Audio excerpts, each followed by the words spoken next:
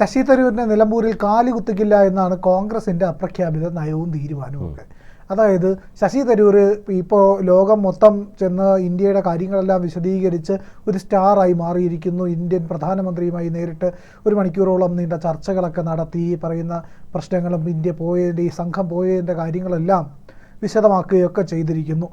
എന്തുകൊണ്ടാണ് ഇപ്പോൾ BJP ആയിട്ട് അടുക്കുമെന്നോ ഇല്ലെങ്കിൽ സ്വീകാര്യത തങ്ങളെക്കാളൊക്കെ കൂടുമെന്നുള്ള ഒരു അസൂയയും കൊതിക്കറിവും ഒക്കെ ആണോ കോൺഗ്രസിനെ ഇങ്ങനെ ഒരു തീരുമാനത്തിലേക്ക് എടുക്കുന്നത്? നിലമ്പൂരിൽ തരൂർ വേണ്ടേ? അപ്പോൾ തീർച്ചയായും, അതായത് ഇപ്പോൾ എല്ലാ സംവിധാനങ്ങളും എണ്ണയിട്ട യന്ത്രം പോലെ പ്രവർത്തിക്കുന്ന ഒരു സമയമാണ് നിലമ്പൂരിൽ സംഭവിച്ചുകൊണ്ടിരിക്കുന്നത്. അതായത് കോൺഗ്രസ് പാർട്ടിയാണെങ്കിലും CPM ഒക്കെ മുഖ്യമന്ത്രി അടക്കം നിന്ന് പണിയെടുക്കുകയാണ് അവിടെ. ഈ മന്ത്രിമാരടക്കം ഈ പറഞ്ഞതുപോലെ ഒരുപാട് ബൂത്ത് തലത്തിൽ അല്ലെങ്കിൽ വാർഡ് തലത്തിലടക്കം ഇങ്ങനെ ഓരോരുത്തർക്കും ചുമതല കൊടുത്തിരിക്കുകയാണ്. അത്തരത്തിലാണ് കോൺഗ്രസും ചെയ്യേണ്ടിയിരുന്നത്. അപ്പോൾ സ്വാഭാവികമായിട്ടും കോൺഗ്രസിലെ ഏറ്റവും വലിയ ഒരു ഗ്ലാമർ മുഖമാണ് ഇപ്പോൾ ശശി തരൂർ. അദ്ദേഹം ലോകരാജ്യങ്ങൾ സന്ദർശിച്ച് ഓപ്പറേഷൻ സിന്ദൂറിൻ്റെ ആ ഒരു ഇന്ത്യയുടെ മഹത്വത്തെക്കുറിച്ച് എല്ലാം വിശദീകരിച്ച് ലോകരാജ്യങ്ങൾക്ക് തന്നെ മാതൃകയായ അദ്ദേഹത്തോട് പറഞ്ഞിരിക്കുന്നത് നിലമ്പൂരിലേക്ക് കാലുകുത്തരുതെന്നാണ്. കോൺഗ്രസിൻ്റെ ആ ഒരു എട്ടുകാലി മമ്മൂഞ്ഞ് സ്വഭാവം എന്ന് പറയുന്നത് അതൊരിക്കലും മാറത്തില്ല. കാരണം ഇവർക്ക് എപ്പോഴും തങ്ങളെക്കാൾ ഉയർന്ന ആരും വരാൻ പാടില്ല. എല്ലാവർക്കും മുഖ്യമന്ത്രിയാകണം, എല്ലാവർക്കും KPCC പ്രസിഡന്റ് ആകണം, അഥവാ ഭരണം കിട്ടിയില്ലേ എല്ലാവർക്കും പ്രതിപക്ഷ നേതാവാകണം. ഇങ്ങനൊരു അധികാരഭ്രമം മൂത്ത് ഒരു വല്ലാത്ത അവസ്ഥയിലൂടെയാണ് കോൺഗ്രസ് കടന്നു പോകുന്നത്. കഴിവുള്ളവരെ ഉയർത്തിക്കൊണ്ട് വരില്ല എന്നുള്ളത് അവരുടെ ഒരു തത്വം തന്നെയാണ്. എപ്പോഴും ഈ പറഞ്ഞതുപോലെ അവരുടെ നെഹ്റു കുടുംബവും ഗാന്ധി കുടുംബവും ഈ രീതിയിൽ മാത്രമുള്ള കഴിവുകെട്ടവർ ഇങ്ങനെ വന്നുകൊണ്ടിരിക്കുന്നൊരു അവസ്ഥയിലേക്കാണ് കോൺഗ്രസ് മാറിക്കൊണ്ടിരിക്കുന്നത്. സ്വാഭാവികമായിട്ടും ഈ ഒരു അവസ്ഥയിൽ നിലമ്പൂരിൽ ശശി തരൂർ ചെന്ന് ഇറങ്ങുമ്പോൾ കിട്ടുന്നൊരു മൈലേജിനെ കുറിച്ച് യുവമാർക്കൊന്നും ഒരു ധാരണയില്ലെന്നുള്ളതാണ്. ധാരണയുണ്ട്, അത് ഇനിയിപ്പോൾ മൈലേജ് കൂടി മുഖ്യമന്ത്രി സ്ഥാനത്തിന് വേണ്ടി വിളിക്കുമോ എന്നുള്ള ഒരു പേടിയുടെ അടിസ്ഥാനത്തിലാണ് ഈ ഒരു തീരുമാനമെടുത്തത്. ശശി തരൂർ എപ്പോൾ വേണമെങ്കിലും അവിടെ പോകാൻ തയ്യാറാണ്, അദ്ദേഹം അതിന് വില്ലിംഗ് ആണ്. പക്ഷേ പോകരുതെന്നുള്ള നിർദ്ദേശമാണ് കൊടുത്തിരിക്കുന്നതെന്നാണ് അറിയാൻ കഴിയുന്നത്. ഏതായാലും ഇത് സ്വയം എലിയെ പേടിച്ച് ഇല്ലം ചുടുക എന്നതിൻ്റെ സമാനമാണ്. കാരണം ശശി തരൂരിനെ പോലെ ഇത്രയും പ്രഗത്ഭനായ ഒരു രാഷ്ട്രീയ നേതാവിനെ വേണ്ട രീതിയിൽ ഉപയോഗിക്കാൻ കഴിയാതെ പോകുന്ന കോൺഗ്രസിൻ്റെ ഏറ്റവും വലിയ മണ്ടത്തരങ്ങളിലൊന്നാണ് ഇപ്പോൾ സംഭവിച്ചുകൊണ്ടിരിക്കുന്നത്. ഈ ഓപ്പറേഷൻ സിന്ദൂരിൻ്റെ ഭാഗമായുള്ള ലിസ്റ്റ് കൊടുത്തതിൽ പോലും ശശി തരൂരിൻ്റെ പേരില്ല.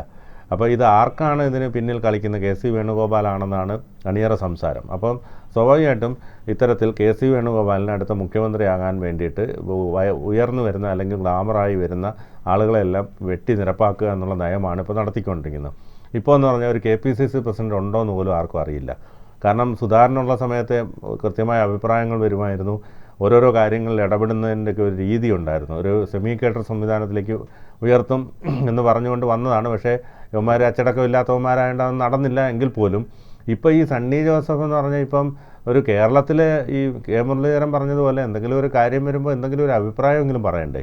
നമ്മളൊന്നും എങ്ങും കാണുന്നില്ല. പ്രിയൻ കാണുന്നുണ്ടോ എവിടെയെങ്കിലും? ഇല്ല. KPCC പ്രസിഡന്റിൻ്റെ ഒരു സാന്നിധ്യം അറിയിക്കാൻ കഴിഞ്ഞ ഒരാളായിരുന്നു K. സുധാകരൻ. അതുപോലെയൊന്നും ഒരിടത്തും പ്രത്യക്ഷപ്പെടുന്നില്ല എന്നുള്ളതാണ് സണ്ണി ജോസഫിനെ സംബന്ധിച്ചിടത്തോളം അത്രത്തോളം സ്വീകാര്യനാവുന്നില്ല. ജനമനസ്സിലേക്ക് ഇടിച്ചു കയറാൻ കഴിയണം. അങ്ങനെ ആവുമ്പോഴാണ് അഡ്രസ് ഉണ്ടാകുന്നത്. അല്ല, ഇപ്പോൾ TV അദ്ദേഹത്തിൻ്റെ ഒരു ബൈറ്റ് കണ്ടാൽ കേരളീയ പൊതുസമൂഹത്തിൽ ഒരു 60% പേര് ഇത് ആരാന്ന് ചോദിക്കും. അതെ, സത്യമല്ലേ? അതെ, അത്ര. അപ്പോൾ പ്രത്യേകിച്ച് K. സുധാകരനോളം കോൺഗ്രസിന് ബുദ്ധിയില്ലാന്ന് ഞാൻ പറയുള്ളൂ. കോൺഗ്രസ് വളരെ മണ്ടൻ സമീപനങ്ങളൊക്കെയാണ് എടുക്കുന്നത്. കാരണം ശശി തരൂരിനെ മുഖ്യമന്ത്രിയായിട്ട് ഉയർത്തി കാണിക്കുക. അങ്ങനെ ഉയർത്തി കാണിച്ചിരുന്നെങ്കിൽ ഈ പറയുന്ന വിദ്യാസമ്പന്നരായിട്ടുള്ള കേരളത്തിലെ ബഹുഭൂരിപക്ഷം വരുന്ന ആൾക്കാരും കോൺഗ്രസിനെ ബഹുമാനിക്കും. അതേതാ വിവരമുള്ള ഒരാൾ മുഖ്യമന്ത്രിയാവാൻ പോകുന്നു, അപ്പോൾ ഇത് മതി, ഞങ്ങൾ കോൺഗ്രസിൻ്റെ കൂടെ നിൽക്കുന്നു. കോൺഗ്രസിന് വലിയൊരു സാധ്യത അവിടെ തുറക്കുകയാണ്. പിന്നെ മുഖ്യമന്ത്രി ആക്കണോ വേണ്ടതെന്നൊക്കെയുള്ള പിന്നത്തെ കാര്യം അതൊക്കെ കോൺഗ്രസിന് തീരുമാനിക്കാമല്ലോ. KR ഗൗരിയമ്മയെ കാണിച്ചിട്ട് നായനാർ മുഖ്യമന്ത്രിയായിട്ടില്ലേ? കേരം തെങ്ങും കേരള നാട് KR ഗൗരി ഭരിച്ചിരുന്നു പറഞ്ഞിട്ട് ആരായിരുന്നു മുഖ്യമന്ത്രി? അതെ, അതാണ് സംഭവിച്ചത്. എന്നിട്ട് ബൈ ഇലക്ഷനിൽ നിന്ന് ജയിക്കുകയും ചെയ്തു. VS-നെ കാണിച്ചിട്ടല്ലേ പിണറായി അധികാരത്തിൽ? VS-നെ മുഖ്യമന്ത്രിയാക്കുക, ആദ്യം സീറ്റ് കൊടുക്കൂല എന്നൊക്കെ പറഞ്ഞ് പിന്നെ സീറ്റ് കൊടുക്കാമെന്ന് പറഞ്ഞ് എന്നിട്ട് എല്ലാം ചെയ്ത് VS ഇതാവാൻ പോകുന്നു, മുഖ്യമന്ത്രിയാക്കും വീണ്ടും എന്നൊക്കെ പറഞ്ഞ് വന്നിട്ട് പിണറായി മുഖ്യമന്ത്രിയായി. അപ്പോൾ ഇതാണ് തീരുമാനം, ഇതാണ് നീക്കം. അപ്പോൾ എന്ത് പറ്റും? ഈ പറയുന്ന കളിയെങ്കിലും കളിക്കാൻ, മിനിമം കളി കളിക്കാനെങ്കിലും ആക്കണോ വേണ്ടെന്നൊക്കെ ഉള്ളത് തീരുമാനിക്കാം. പിന്നെ വരാൻ ചർച്ച ചെയ്യുക, ഹൈക്കമാൻഡ് ഇടപെടുക ഒക്കെ ശരിയാണ്. പക്ഷേ ഒരു നീക്കം നടത്താൻ ഒരു മുഖം എടുത്ത് കാണിക്കാൻ ഇപ്പം ഏത് മുഖമുള്ളത്? ചെന്നിത്തലയുടെയോ വി.ഡി. സതീശൻ്റെയോ? ചെന്നിത്തല ഒരിക്കൽ ആ രീതിയിൽ പ്രവർത്തിച്ച് പരാജയപ്പെട്ടതാണ്. അപ്പോൾ സ്വീകാര്യത അത്രത്തോളം ഒന്നും ഇല്ല. അത് മനസ്സിലാക്കണം, യാഥാർത്ഥ്യബോധത്തിലേക്ക് വരണം. പ്രതിപക്ഷ നേതാവായിരുന്നതിന് ശേഷം ആദ്യമായി ഭരണം കൊണ്ട് കളഞ്ഞ ഒരു പ്രതിപക്ഷ നേതാവ് കൂടിയാണ് അദ്ദേഹം. അതെ. അപ്പോൾ ഈ പറയുന്ന സാധ്യത അവിടെ മങ്ങാണ്. പിന്നെ ആരാ ഉള്ളത്? പിന്നെ ഉള്ളത് വി.ഡി. സതീശനാണ്. വി.ഡി. സതീശനും ഈ പറയുന്ന തലപ്പൊക്കം എത്രത്തോളം ഉണ്ട്?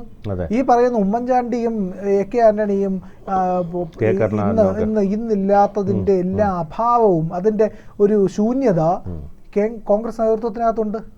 അവര് ഒന്ന് ഉമ്മൻചാണ്ടി മരിച്ചു പോയി. പിന്നെ എ.കെ. ആന്റണിക്ക് സുഖമില്ല, പ്രായാധിക്യം കൊണ്ട് ഈ പറയുന്ന രാഷ്ട്രീയ പ്രവർത്തനത്തിലേക്കൊന്നും ഇടപെടാൻ കഴിയില്ല.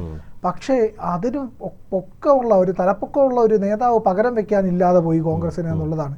അടുത്ത തലമുറയിൽ വരുന്നുണ്ട്, പക്ഷേ ഈ തലമുറയിൽ ആരുണ്ട് ഇപ്പോൾ നിൽക്കുന്നതിൽ? അപ്പോൾ അങ്ങനെ വരുമ്പോൾ ഒരു മുഖത്തിനെ ഉയർത്തി കാണിക്കണം. അതിന് ഏറ്റവും ബെസ്റ്റ് ആയിട്ടുള്ള ആളായിരുന്നു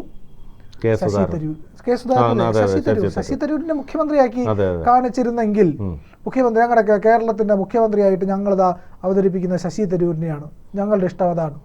പിന്നെ ഹൈക്കമാൻഡ് തീരുമാനമൊക്കെ ഒന്ന് മാറാം, ഓക്കെ.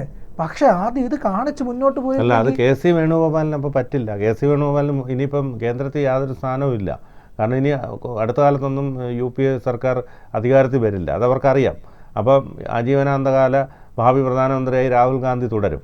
അപ്പോൾ അതുകൊണ്ട് കെ.സി. വേണുഗോപാലിനെ സംബന്ധിച്ച് ഇനി ആകെ ഒരു ഉടുപ്പെന്ന് പറയുന്നത് കേരള മുഖ്യമന്ത്രിയുടെ ഉടുപ്പ് മാത്രമാണ്.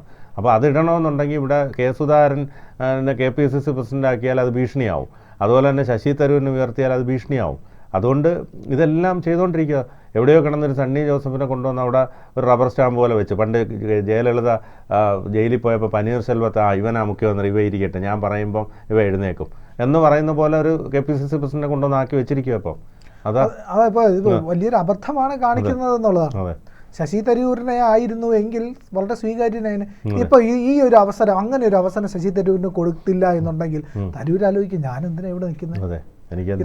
ഞാൻ UN-ന്റെ ഒക്കെ ഉയർന്ന പോസ്റ്റിലേക്ക്, അതായത് UN സെക്രട്ടറി ജനറൽ വരെ ആവാൻ സാധ്യതയുണ്ടായിരുന്ന ഒരാള്. അപ്പോൾ അങ്ങനെ ഒരു മനുഷ്യനെയാണ് ഇവിടെ പിടിച്ചുകൊണ്ട് വന്ന് വെറും ഒരു MP ആയിട്ടിട്ടാണ്. അങ്ങനെ കിടക്കേണ്ട കാര്യം ശശി തരൂരിനില്ല. BJP പോയി കഴിഞ്ഞാൽ മിനിമം ഉപരാഷ്ട്രപതി സ്ഥാനമെങ്കിലും കിട്ടും, ഏറ്റവും കുറഞ്ഞത്. അതിൽ യാതൊരു സംശയവുമില്ല എന്നുള്ളതാണ് കോൺഗ്രസ് കാണിക്കുന്നത്. മണ്ടത്തരമാണ്. കോൺഗ്രസ് അത് തിരുത്താൻ തയ്യാറായില്ലെങ്കിൽ അവനവൻ്റെ കുഴി തോണ്ടുന്നതാണ് പരിപാടി എന്നുള്ളത് സ്വയം കുറച്ച് കഴിയുമ്പോൾ അനുഭവത്തിൽ വരും. കൂടുതൽ വാർത്തകളും വിശേഷങ്ങളും നിങ്ങളിലേക്ക് എത്താൻ ABC മലയാളം സബ്സ്ക്രൈബ് ചെയ്യുക, ബെൽ ബട്ടണും അമർത്തുക.